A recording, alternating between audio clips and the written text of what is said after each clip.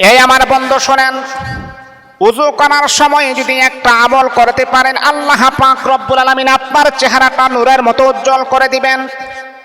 এমন অনেক মানুষ এমন রয়েছে, চেহারার মধ্যে মেস্তা আছে, কালো কালো দাগ আছে, কিন্তু তার চেহারার সৌন্দর্যের প্রকাশ পায় না।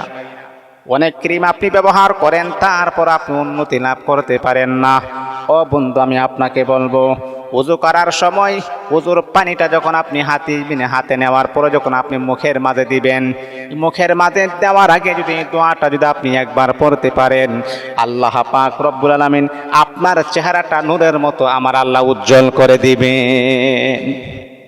এই চেহারার জন্যে আমরা কত কিছুই না করি, কত ক্রিম ব্যবহার করি, কত হার্বাল ক্রিম ইউজ করে, রাতের নাইট ক্রিম ব্যবহার করি। অনেক সময় দেখা যায় নাইট ক্রিম ব্যবহার করতে করতে চেহারাটাকে আপনি জ্বলিয়ে ফেলেছেন।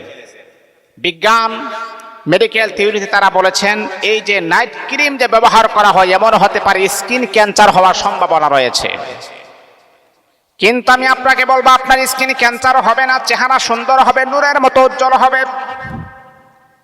যখনই আপনি ওযু করবেন, ওযুর পানিটা যখন হাতে নেবেন, যখন আপনি মুখের মাঝে দিবেন, ওযুর পানিটা হাতে নেওয়ার পরে শুধু আপনি একটা দোয়া মাত্র একবার পড়বেন, আল্লাহু নূরুস সামাওয়াতি ওয়াল আরদ আল্লাহুম্মা গফিরলি। এই দোয়াটা পরে পানির মাঝে ফু দিয়ে আপনি পানিটাকে আপনি মুখের মাঝে দিয়ে দিবেন। আল্লাহ পাকের অশেষ মেহেরবানিতে আপনি দেখবেন আপনার চেহারাটা পূর্ণিমার চাঁদের মতো আমার আল্লাহ সুন্দর করে দিবেন। ওযু করতে হবে না, আপনি যখন হাতে পানি নিয়েছেন, কুলি করেছেন, নাকে পানি দিয়েছেন, আবার মুখ ধৌত করবেন, তখন আপনি হাতে পানিটা নিয়েই আপনি পড়বেন, আল্লাহু নূরুস সামাওয়াতি ওয়াল আরদ আল্লাহুম্মা গফিরলি। তারপরে পানিটা আপনি মুখে দিবেন, দেখবেন ইনশাআল্লাহ কয়েকদিনের ভিতরে আমার আল্লাহ আপনার চেহারাটা নূরে নূরান্বিত করে দিবেন।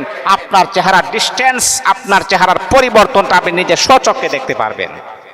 মাত্র 1 মিনিট সময় লাগবে না এই আমলটা করতে। আল্লাহ পাক আমাদেরকে আমল করার